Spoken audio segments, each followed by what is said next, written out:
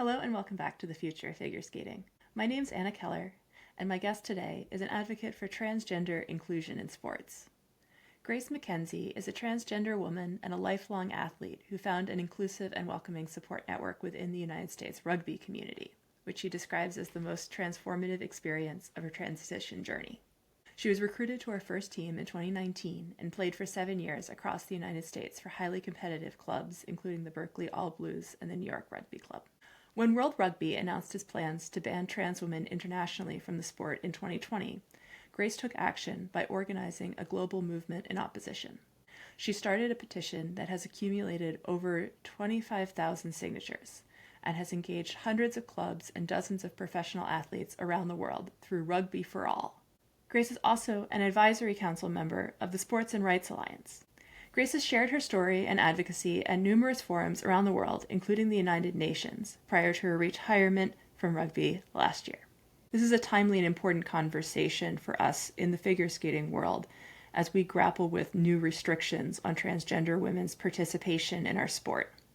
I really appreciated Grace's insights and the experience that she has in advocating for transgender athletes. And despite what we might think, there's actually some things in common between rugby and figure skating. I hope you enjoyed the conversation and that it gives you some food for thought and some motivation for action as well.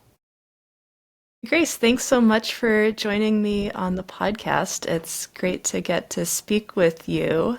Of course, it's very, very nice to be here. I appreciate it. So we met at the Play the Game conference in October, and I was so interested to get to meet you and learn about the work that you've been doing based on your own experiences as a trans athlete who has then had to advocate for the ability for other trans athletes to be able to participate in the sports that they're playing in. I've been obviously interested in a lot of questions around gender and inclusion in figure skating, and also in these questions of what does it look like to actually do grassroots organizing to try to show the people in positions of power in the sports world who are making decisions that impact everyone, what the people who are actually playing the sports and people who are in those communities really want. And so I'm excited to get to address kind of both of those questions with you. Since we had talked originally, there has now been a policy that came out within U.S. figure skating that tries to put U.S. figure skating in the same restrictions that the NCAA and a lot of Olympic sports are doing, following on from Trump's executive orders. So it's restricting participation in women's events to people with a female original birth certificate. As we're having this conversation, that's a recent decision. The organizing around it is just getting started. And so I'm sure by the time this episode comes out, we will probably know more about what we're doing. But I think it's particularly exciting to talk to you in this moment as we're trying to figure out how to situate the importance of keeping figure skating as inclusive as possible within this broader political moment. With all of that as context sort of to the conversation here, will you tell a little bit about your story and your experiences playing women's rugby as a trans woman, and how that was important for you and how it's sort of led you into a role of more activism? Sure, yeah. Well, first I want to say I'm sorry that the fight has got to your front doorstep, and to any figure skaters who are watching right now, welcome to the fight, and we need you, so appreciate that. A little bit background on myself. So I have been an athlete since I could walk, basically. So I grew up in Canada, and I played most team sports in North America. Soccer and basketball were my mainstays, so soccer in the summer, basketball in the winter.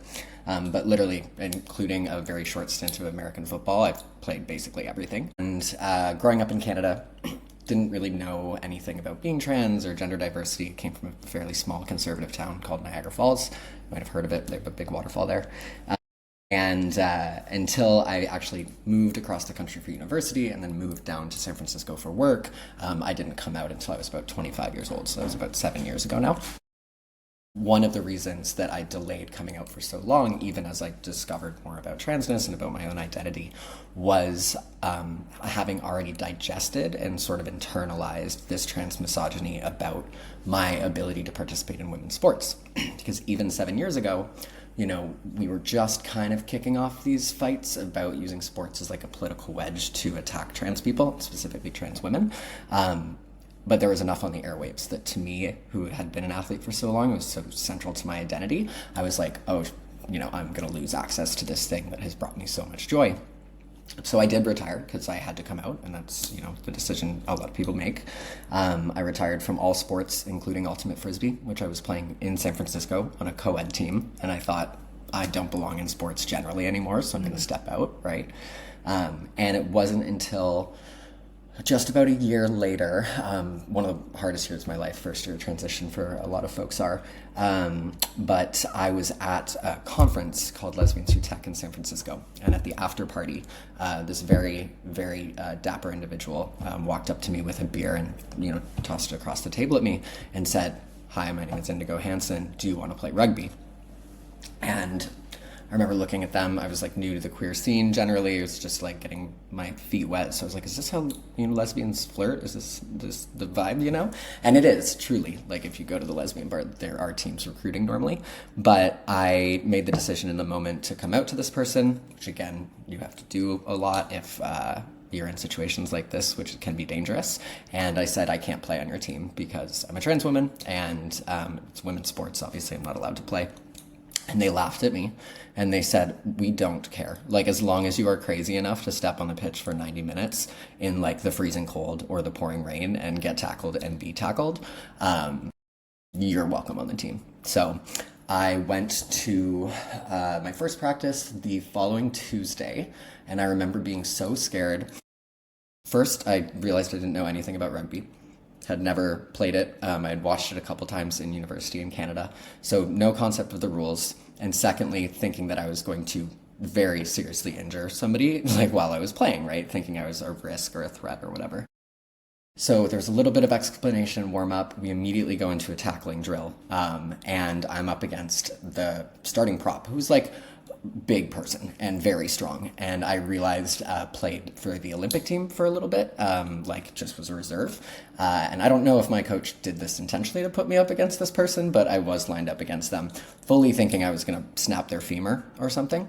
And they immediately laid me on my ass, right? So very quickly started undoing both that misconception about my own like threat to other people, specifically cis women, but also this internalized misogyny that I don't belong in this space, right, as a trans woman. So it was wonderful. I dove fully into it. My rugby team became my entire queer community. We literally would be recruiting at the lesbian bars to get new players, which was so much fun. And I played pretty much event-free at like the lower levels of the community game for 2 years, until in 2020, World Rugby was the first organization worldwide sporting federation to ban trans women from the highest levels of the game, so the elite level. And this was out of the blue. After, you know, literally a year and a half prior, they had already revised their policy to make it more inclusive, like to remove a surgery requirement, and to stay in step with the IOC, which up until now has allowed trans women to compete freely as long as you maintain hormone levels below a certain threshold. So that was all in place, and that was how I was cleared to play. My coach got clearance for me. I would check at tournaments. Like, I was very, very rigid and adamant about this, right? Because I wanted to keep access to my sport. And then World Rugby just pulled it out from under us, like the entire rug, completely disregarded all of the input from the community. We have an organization called International Gay Rugby, like 100-page submission, hundreds of pages of like testimonies from people, research, like teams coming out vocally in support of including trans women. And they just completely ignored everything, rammed it through. Our friend John Pike, who was on stage with me at Play the Game, was actually one of the architects of that ban. So it's been a pretty long obsession for him, almost a decade now. But yeah, after that, I launched into an advocacy career, which was not expected or something that I was planning on taking on. I'm glad that I have now over the years. But yeah, we started an organization called Rugby for All, kind of similar to the work that you're doing and obviously the fight that you're going to have on your hands. And since then, I've spoken at a bunch of different conferences, I've traveled around, I've met with trans athletes from a bunch of different sports. There aren't very many of us, but there are enough of us, which is really lovely. And yeah, just had the chance to tell my story as a way to humanize this debate about not really sports, but the right to exist in public as a trans feminine person. So, big mouthful, but that's generally the path that has got me here. Yeah, thank you so much for sort of giving that arc. And I think also, so much of what you're getting at is also just how important sports are for the people that are participating in them beyond, the questions of, who's winning or losing. Like, I feel like that, that your success in that, part of it never, came up in your story. And I think that that No, resonates with a lot not at of all. people. And I went to a national championship with the All Blues, who I played with in Berkeley, who at the time, and I pretty consistently have been like the best women's rugby team in the country.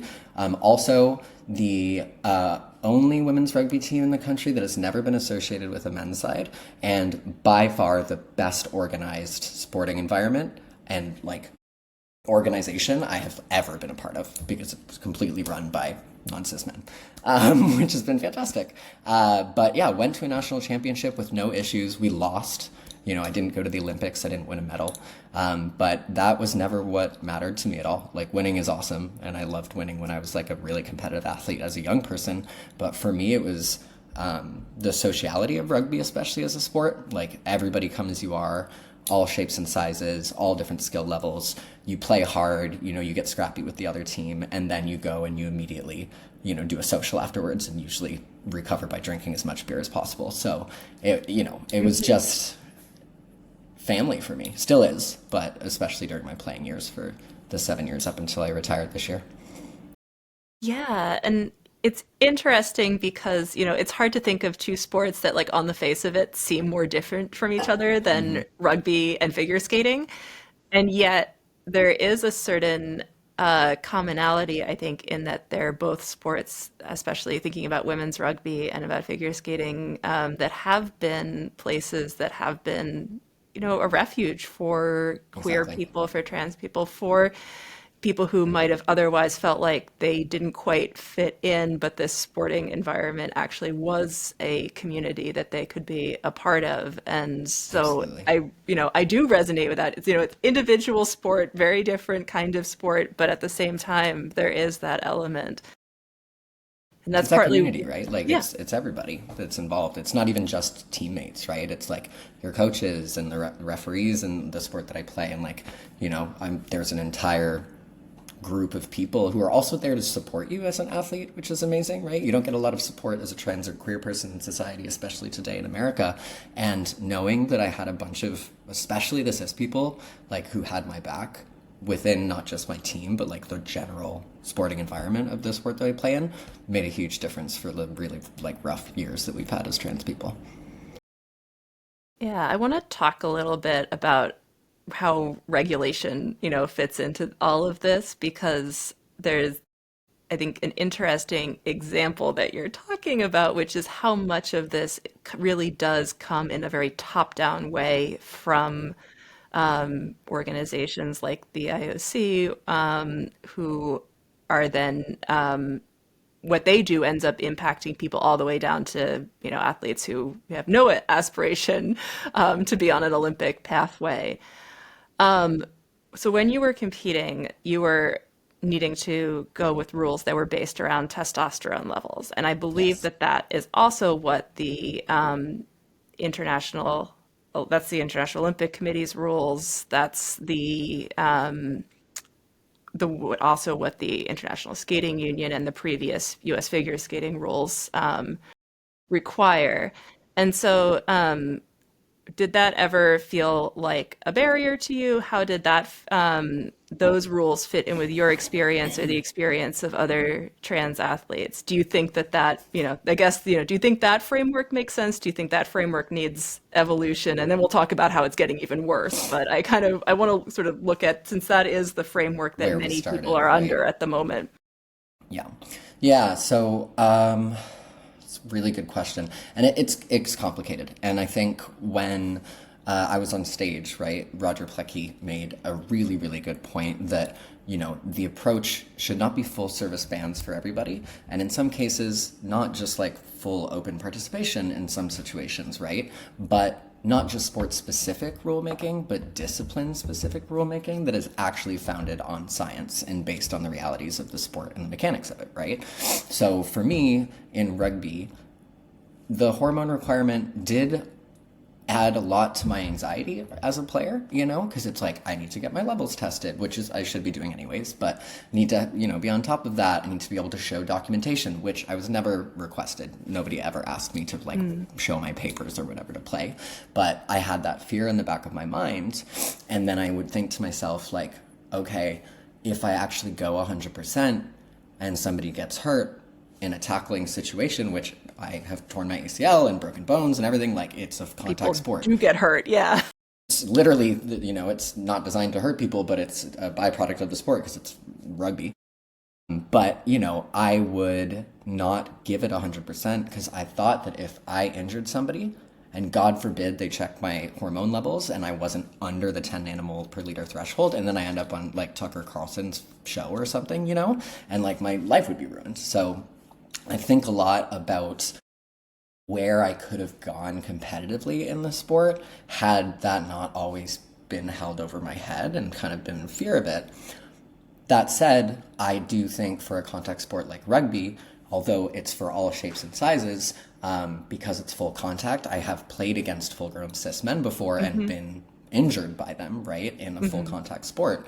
I think also a lot of that comes down to discipline within women's rugby versus men's rugby. It's a much more dangerous game in my opinion, which is why I would not feel safe playing with cis men and why we should not be categorized as such, one of many reasons. But, I do think that hormone requirement, as you get more competitive into the game, can be useful in that specific sport, right?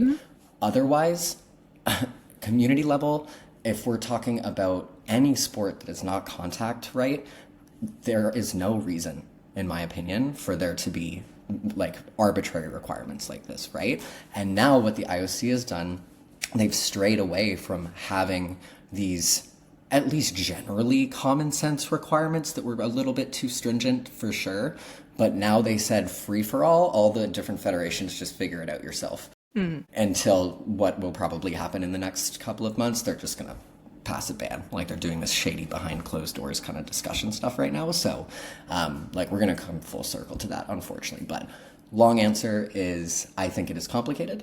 I think the less barriers to inclusion there are, the better for every single person involved, cis or trans athlete or not.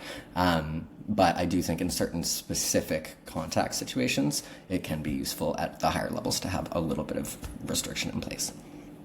Yeah, I mean, and that gets to that question of like, can we have a nuanced science-based conversation about this, which in theory is what we want, because these are nuanced questions that should have science involved in them, and there isn't 100%. enough of that. Like, I would say for figure skating, and I've tried to do the research, to my knowledge, no one has ever done a study that looked at the impact of testosterone levels in figure skating. And there's really very little understanding in general of, any real, linkage between gender traits and success in the sport. So much of the things that we would point to are also very much based on expectations and how people are trained and what you need to be competitive in the different disciplines. And so when this is a conversation that I'd had for years around the idea of opening up the pairs and dance disciplines to having them just be, fully open gender, any two people compete Sure. together. People would say, well, two men are automatically going to be too good. And I'm like, I'm actually not sure about that. At Like, figure skating? let's Like, like let's I try don't because I know, think that you depending will on the find that that is not person. actually that simple. Not Yeah, to mention yeah, the fact that we absolutely. make up the rules of the sport, and if that, you could always change it again Yes, if it yes. wasn't meeting what you needed. But point being that there are a lot of assumptions that go into it that are not necessarily science based. So, like, yes, let's Most actually of them, have the I would say, actually. conversation and look at that. And then at the same time, science and like reason and let's debate this openly is also being used and I would say weaponized in this debate as cover for an agenda that really has nothing to do with science or Yes. fairness. And this again really came up to me listening to the debates that were being had at this Play the Game conference. So, can you address a little bit of that dynamic right now of sort of trying to have a reasonable conversation in a highly charged political moment?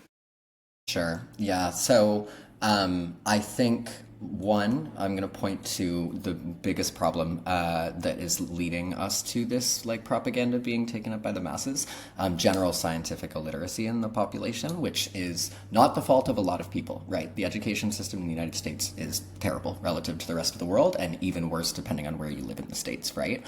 So I do have a lot of empathy for people who buy into this hate, especially in the economic situation we're in right now. People are under a lot of pressure. Unfortunately, when you're in fear and you're starving and all of these things, it can be easier to point to somebody who you're not educated about as the problem versus the person or the billionaires who are in charge who are making things worse for you, right? But in terms of it being weaponized, these individuals, like our friend Mr. Pike on stage with me, who pretends to be, in my opinion, a scientist. He is a sports philosopher, whatever that means. This man knows enough about science to take scientific evidence, whether it's high quality, which there's very little of, or frankly dog shit, like a lot of the studies that he based his, advocacy for the World Rugby ban on, will twist that knowledge or lack thereof using scientific language and appealing to ration and all of these things that like white old male cis philosophers love to do, right? And then they point you out as the irrational person, right? I always say it really is not about sports for these people. Does John Pike care about women's rugby?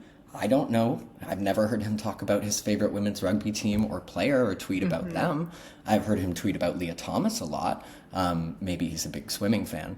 But it's like these sorts of things where they have a larger and darker and more sinister motive behind these sports arguments.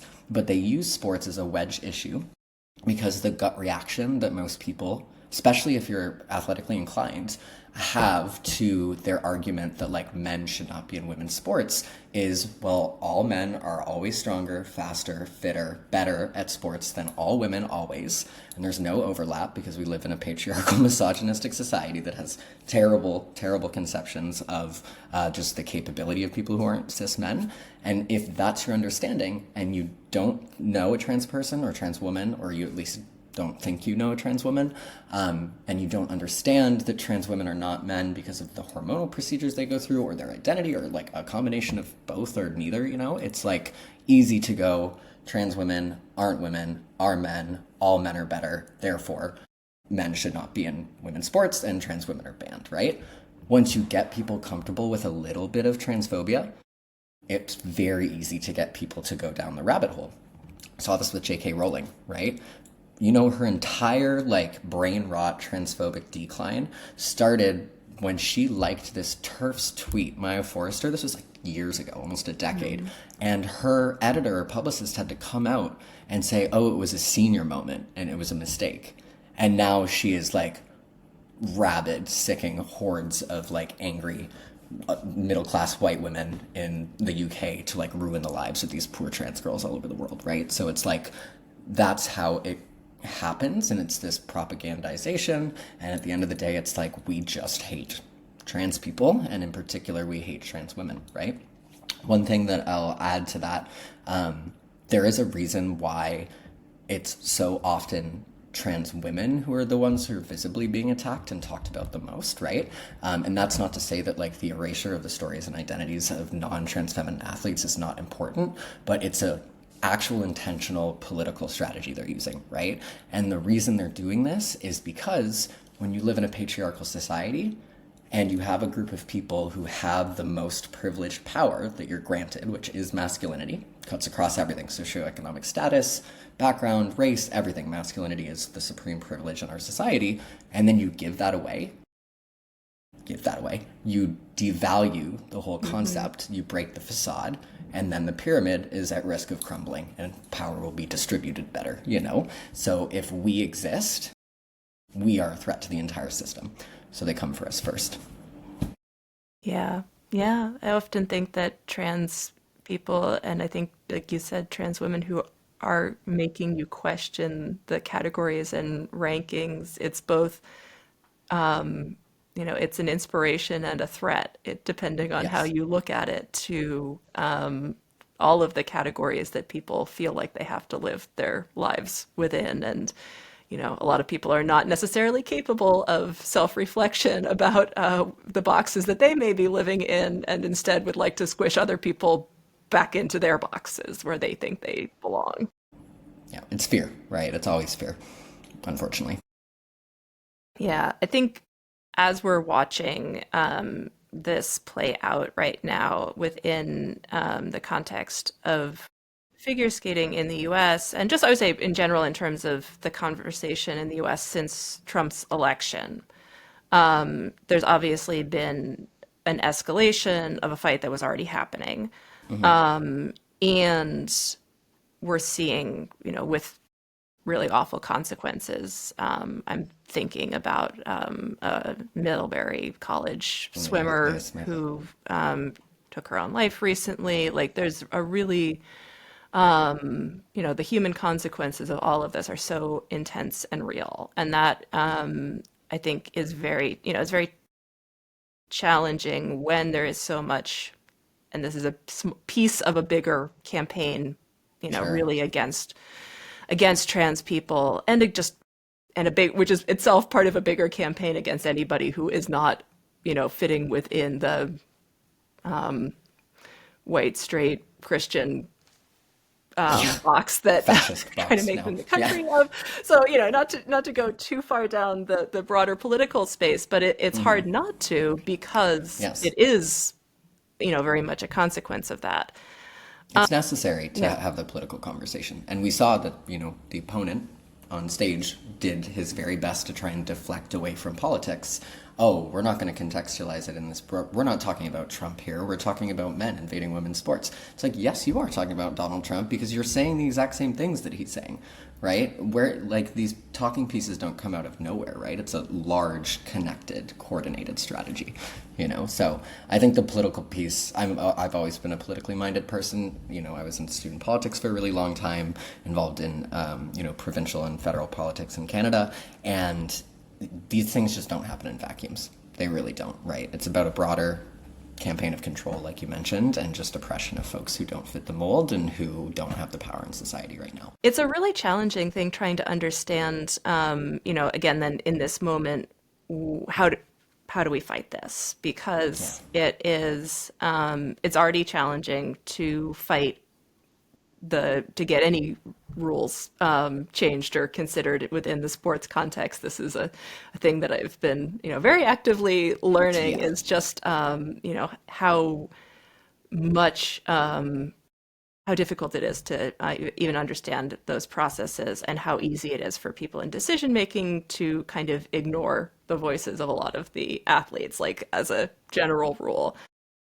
I'm seeing a debate now kind of even within people who very much oppose this ban on trans women's participation in the women's category, about, do we try to put lots of pressure on our national governing body to fight, or to change its, to try to resist this moment rather than to capitulate? Or do we accept that they are, in they're middlemen in this situation, they're under impossible pressure from their own, from the Olympic Committee, from the government, and we turn our energy toward, the broader political fight that we need to be having and toward, what accommodations we can be making to try to support people while they're not allowed to compete. And I think there's a sort of, and I'm not saying that these are necessarily like, binary opposition strategies, but I am seeing, a lot of, people being very, very angry and rightfully at US figure skating. And then also people kind of going, yeah, but think about it from their perspective and trying to, Sure. understand this moment. Yeah, I get it. I think it's frankly spineless for a federation not to stand up for its athletes. I think that's the only reason they exist. I don't care about the Olympics in terms of how much money it makes you as a federation and if your directors get paid. I care about the athletes in the sport, right? And this argument I hear comes actually a lot from athletes who are not affected by the ban, so not trans feminine athletes, because it's literally just a cloaked way of saying we're going to sacrifice you so the rest of us can continue to play, right? And in any civil rights movement, when you leave behind the most marginalized people, that is how the entire thing unwinds, right? Why are we the ones as trans women and trans feminine people under attack the most right now? We're the weakest link, we're the easiest to separate from the chain, and then they keep going down, right? So maybe this is coming from rugby, which is a fairly aggressive sport. We don't really like back down from fights. For me to conceptualize that a governing federation that puts an Olympic team into the Olympics from the United States especially, makes tons of money for tons of people, doesn't have any power to stand up and say, no, actually, we're like not doing this right now, and we're going to work with other federations not to do it.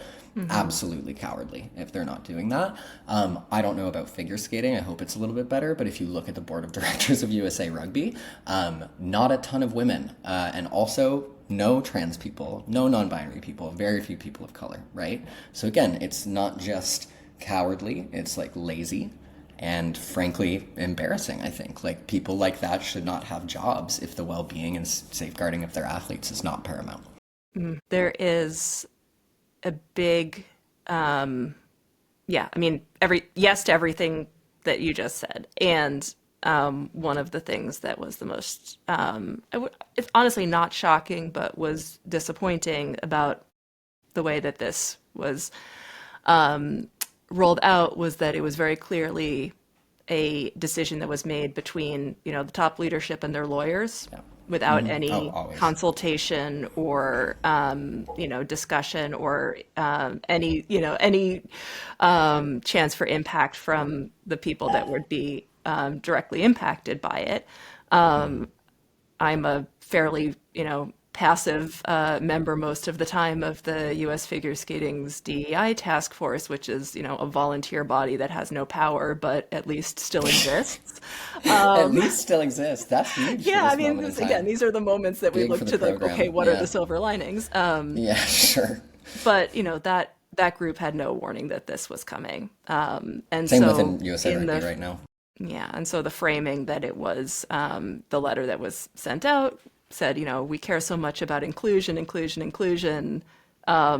and we're also now going to we're going to comply with the executive order, and we're going to comply with the USOPC, and but we care about inclusion. So here we have these open gender categories, which are different Sure. sports. And I think Yes. that that's the thing that, I think insulted a lot of people who had no prior, concept of, thinking about this at all, were offended on behalf of their sports in both directions with the idea that, doing theater on ice or solo dance was equivalent to, How are you even scoring those? Like, yeah. If they're yeah, up I mean, against each other, that doesn't make sense. they're also great and valid disciplines, and I know people who Yes.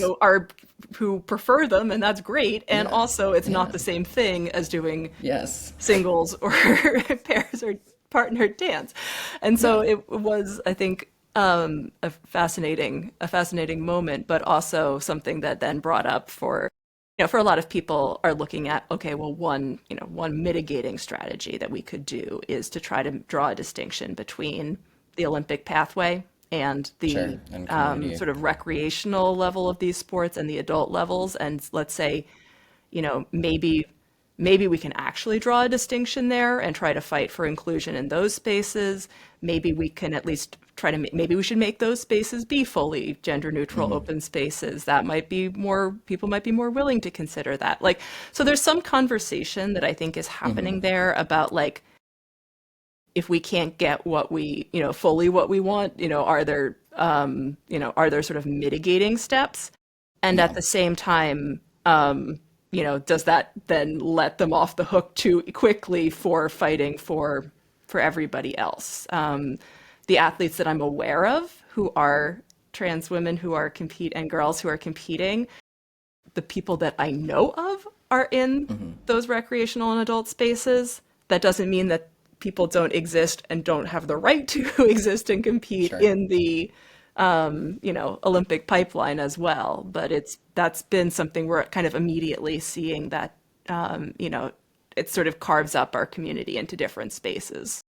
Purposefully, right? And that's such a good point about the like open category multidisciplinary kind of approach. Like it also, this comes up in rugby a lot. It's like, oh, well, you should just have an open category. And, we've talked about why open categories are not a good idea. They become cis men and trans women, basically. And it's just putting trans women in the men's category, and then everybody else, can just kind of fit where they want, right? And when I bring that up, I'm like, okay, first, extremely dangerous. Two, you're then giving me the suggestion of, well, just form your own trans league and do your own trans team. And I'm like, there's 10 of us maybe that I know who play rugby in the States who are trans women. So how's that gonna work? And then the third I'll hear is like, well, you can just play touch rugby and that's fine, and play co-ed if you want. And I was like, that's actually not the same sport. Like, it's a different sport. It's like saying to a rugby 15s player, rugby union 15s, you can play rugby league, right?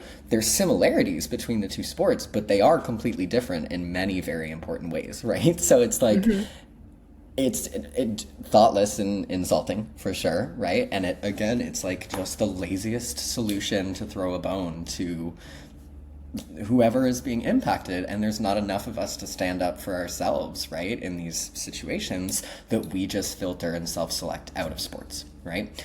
Making a distinction between an Olympic pathway and a community pathway, I think also sounds good often, until you realize, at least in my sport, I'm not sure if it's in figure skating, there's a gradient of competitiveness that goes up to the Olympics, right? Not everybody wants to be an Olympic athlete. I did want to play women's premier rugby, like the actual, like travel around the country rugby. I did want to do that, right? At what point is it too competitive for me to be allowed to play, right? And if you do have an arbitrary cap on how far my sporting career can go, I'm not going to join the sport. I'm sorry. It's just a huge red flag warning sign saying you are not safe in this space. You are not, right? Because there are different rules for everybody else than you. And if we're talking about fairness, sports have to have the same rules for each competitor, or else it's actually not fair, right? So, and sports are inherently unfair in a lot of ways, but the rules are not one of them. So, yeah, I don't know. It's deeply frustrating. I'll say from an advocacy perspective as well, we're a little scorched earth in the Rugby for All world, the organization, and definitely in the recent moment, like our messaging has shifted a little bit. We were very much so for many years on the defensive, like, no, educating about trans women inclusivity and like get the clubs to sign petitions. And like we did all of that, which was great. And it didn't stop the train. And then the train ran over every other station and all the other sports, right? So we shifted a little bit. And for example, National Collegiate Rugby released a bullshit policy overnight, kind of midnight hour type of situation. And we responded to it, but we also got a very large number of the clubs that are affiliated with National Collegiate Rugby at the different schools to threaten to pull out from the organization and to form their own league, right? So there was a boycott movement that then led them to walking back the policy. In terms of action, I think like any activist movement, you actually do have to take some like disobedient steps to disrupt the system if you're going to want to get change. From a messaging standpoint, I come at it from two angles, right? One, I recognize I have a lot of privilege as a white trans woman, educated native English speaker, and I have a story that I'm good at telling. So I do take steps to be that rational person in the room, control my anger, have those tough conversations with the Danish professor who doesn't understand that his co-author is a TERF, because he's just a hard scientist, hard-nosed scientist. So I will go into those rooms and have those conversations and, go on stage and do talks and stuff like that, even though I shouldn't have to, even though it scares the shit out of me. But the messaging that we're putting out is, okay, look at all these other sports. You guys in basketball are going to tell me you're afraid of trans women when we're in rugby and we're saying it's okay. And you have people like Alona Mayer, like built like a brick shit house, who's saying, not only am I faster, stronger, more effective at the sport than most of the men on the Olympic team, I'm also extraordinarily feminine, and I'm going to talk about the fact that you can have broad shoulders and big hands and be feminine, right?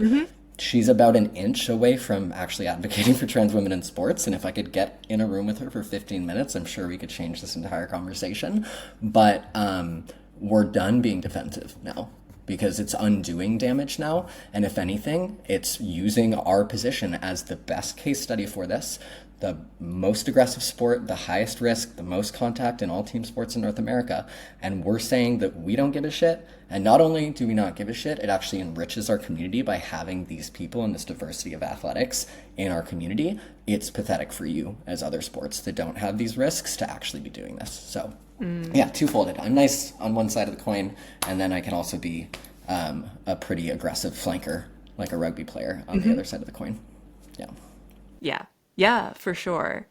Yeah, and I think these are the conversations we have all the time. I feel like in any political moment about, do you try to bring people, do you try to bring people along? To what degree do you make compromises in order to bring people along? Like where do you draw the lines? Like, and I'm hoping that we can keep having these conversations, within like the micro movement around figure skating and more broadly as well, without getting into the point where we start, yelling at each other for having different strategies, because that's usually the most painful part of all of this, is when it turns into sort of intra-community infighting. I mean more specifically like the yelling, the calling out the people who are not doing any advocacy within their sports, right? So I'm talking specifically about the cis athletes, especially cis women athletes, who are just like quiet and not talking because they're afraid of retribution or media attention, or they don't want to take the time to educate themselves, or whatever the case may be. To them, I say, it's pathetic, actually, and it's unathletic and it's unsportsmanlike to act that way as somebody who considers themselves to be an elite athlete, right? Team sports teaches you anything, especially rugby, it's like you have to have your team's back, right? Like we have a phrase in rugby, it's just with you. So when you're running behind a group of people, somebody has the ball, this is my job as a flanker, you're always telling them with you, so they know on which side of you they can laterally pass the ball to if they're going to get tackled, right, or to make a break. So it was a philosophy that was deeply ingrained in me in my women's playing career. And, that's just the message I have to everybody out there. It's like, not only stand up for your teammates, but like come out swinging for them. If there's anything that this massive, like, light blip of democratic success we've seen in the elections, like Mamdani's election and Virginia and all these places, it's when people on the side of inclusion actually fight back and throw a punch instead of just taking them on the chin over and over and over again in the name of decorum, things actually change and hearts and minds actually change, right? So, I think after 7 years of doing this work, I've really just learned like the passivity in the face of this kind of violence, and it is violence, right? Or like trying to make compromises with oppressors, it's just a waste of their time and a waste of yours as well, because they don't actually see you in the same humanity that they, consider themselves to be. Yeah, for sure. When you were performing Rugby for All. Can you talk a little bit more about what your organizing strategies were and sort of, how those have grown or changed over your fighting of this battle? Sure, yeah. What did it start off with? Before Rugby for All got started, I remember the World Rugby news came out. I started a petition on change.org. I think it's still up. It was like 25 or 30,000 signatures very quickly, spread around the world. Ruggers and like athletes from all disciplines of the game, women's, men's, co-ed touch, like signed on. We had Olympians who signed on, like Alev Kelter, Kate Zachary, like really, really famous, impressive women's rugby players here in the States. And that blew up. And then some people started reaching out to me from the women's rugby community who I hadn't played with because I'd only played like lower level D2 in California at that time. And I got connected to like Jenny Liu and Kirsten Alberto and like really, really fantastic people in the women's rugby community who are huge advocates for inclusion, are respected in the sport.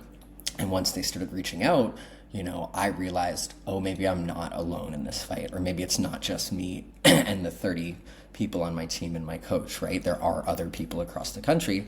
I also got connected to other trans athletes, in rugby as well as in other sports, which has been huge, right? My advocacy career connected us 7 years later. Mm-hmm. So from that, realizing that there was a network of allies out there, I decided to use some of my political organizing from, back in my previous life to build an organization that had a number of different kind of approaches to the activism. So one is education. So we run an Instagram account. We're constantly teaching about trans athletics and, promoting the new science and just generally like correcting misconceptions. We're doing active grassroots organizing with clubs, like getting them to come up with charters of inclusion, put out their own messaging and support. We have done like open letters in the past. We've worked with, scientists and people's in like the board of directors of rugby unions and things like that, coordination with International Gay Rugby. And then there's like the speaking side of it, right? So a lot of what I do is talking on interviews and panels and podcasts and that kind of stuff, just pushing that messaging out there. But most importantly, and I find this just in my day-to-day, like activism as a trans person in general for my life, rights, which is a messed up thing I have to do. Mm-hmm. So often, all it really takes is a friendly face and a name to this like boogeyman that has been created, this like dangerous, scary, cheating trans woman, for somebody to like reconsider their position, right? So I would say if there's anything that's most effective, like it's talking to the people who are wrong, like even John Pike, like followed him around the conference for the next couple of days on purpose and sat next to him and would like have conversations with him, little ones. He felt very uncomfortable around me.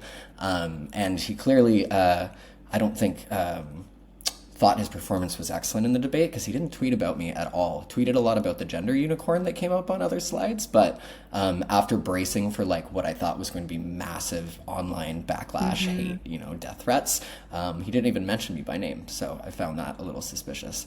But no, it's like I'm still going to go up and talk to that guy, right? And maybe I'm never going to change his mind. 10 years of obsession with trans women is a hard thing to break through to, but at least I tried. And at least 80% of the time with somebody who's not so entrenched in the hate, they will go, oh, I actually didn't think of it that way. I was in Ghent for a Halloween party the other week. And one of the hosts of the Halloween party, really, really successful athlete, father was a professional footballer in Belgium and, played rugby for a really long time in a similar position to me. Big trans ally advocate, very inclusive, except doesn't really know about the sports piece, right? Like, I don't feel so right about that. It seems a little off, right? There was a gay cis man at the party as well, not an athlete, but same sort of thing, right? And then I said, well, I played women's rugby after transition for the first time, got recruited to it, played the most physically like demanding position on the pitch and never had an issue, right?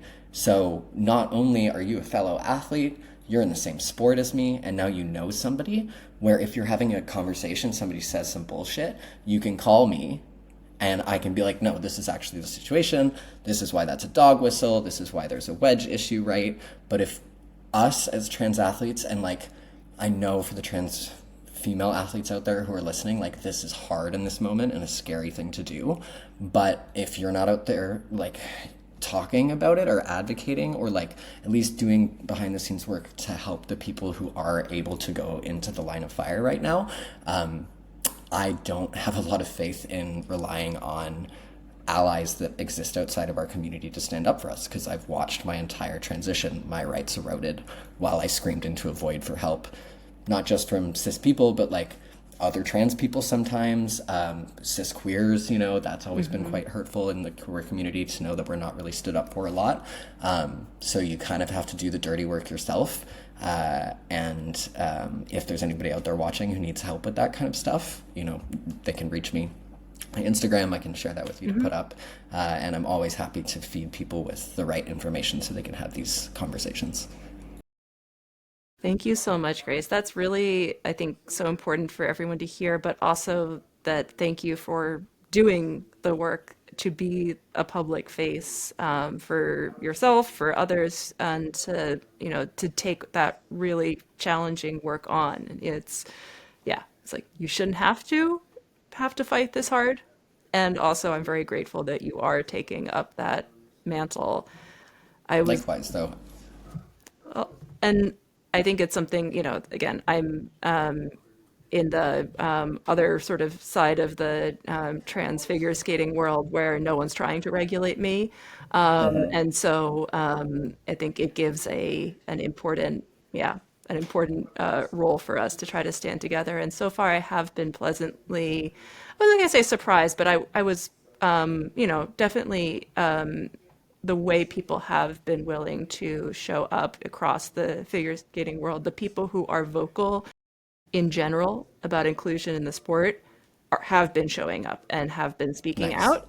The people That's who great. were not already being vocal in any way are not being vocal on this. But at least the people who have been thinking about what it means to be inclusive are at least are not shutting that off on this issue. So that's been my sort of silver lining moment in trying to connect those people to each other. I think in this moment so far, I've been having the pleasant job of getting to connect with a lot of people who want to do something and trying to figure out Awesome. what to do, which is a lot more fun in a way than trying to, you know, do the work of trying to talk to people who are like, what's the problem? Or I don't want to take any action. So we've been in that space so far. And, you know, it still feels early days in terms of having, you know, vocal organizing around this issue.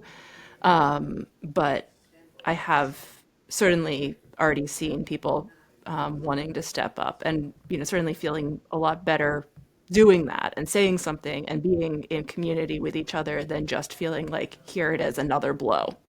And I Exactly guess that's right. that. I'm just going to kind of sink, you know, be depressed about it and Yeah. think away from it and not compete or not, Yeah. you know, any of But those this is the things. thing, like the thing is, and I would have people ask me, like well-intentioned people, like, why are you still doing this work? Like, why are you putting all this effort in, you know?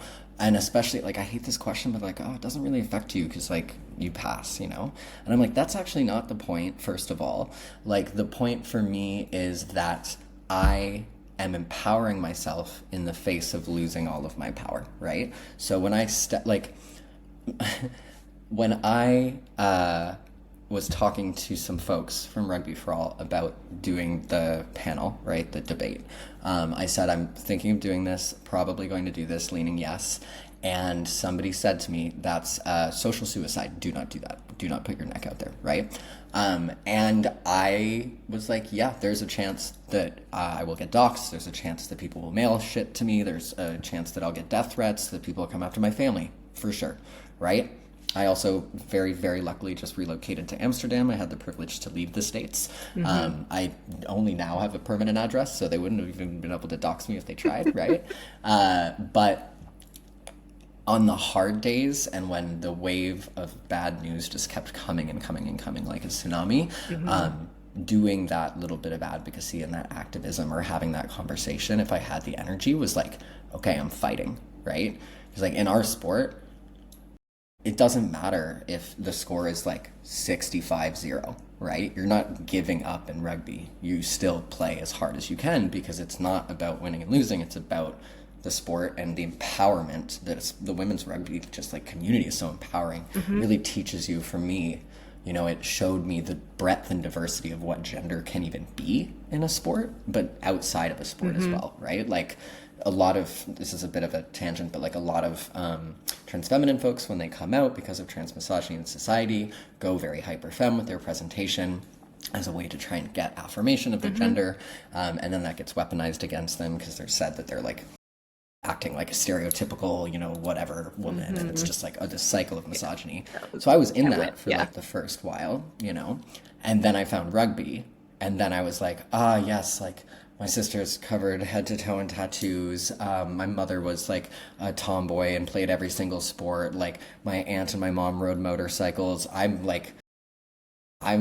love messing with masculine and feminine aspects of gender. Like I'm all over the place on purpose, right? Because it's my favorite part about having the breadth of expression that's accessible to me.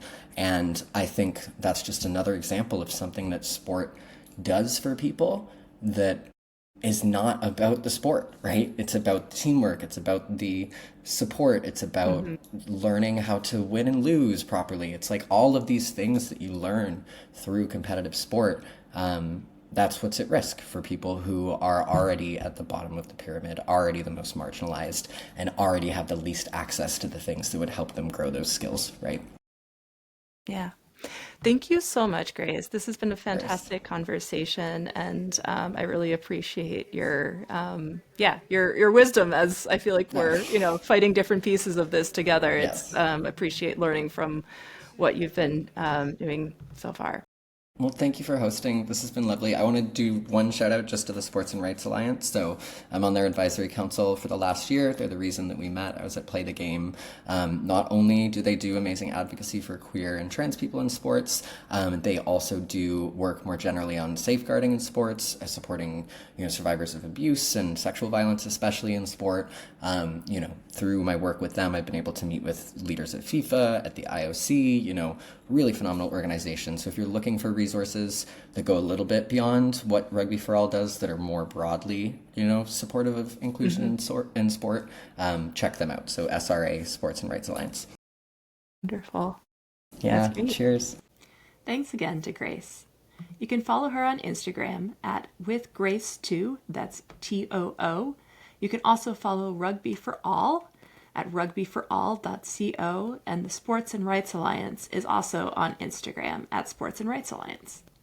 You can learn more about resources that are under development for transgender figure skaters and their allies at skatingpartner.com. You can reach me at fsfuturepodcast@gmail.com or Instagram at futurefspodcast. If you appreciate the podcast, you can also support my work with a one-time or ongoing donation on Ko-fi at ko-fi.com/futureoffigureskating. Remember to subscribe on YouTube and wherever you listen to podcasts, and share the future of figure skating with your friends.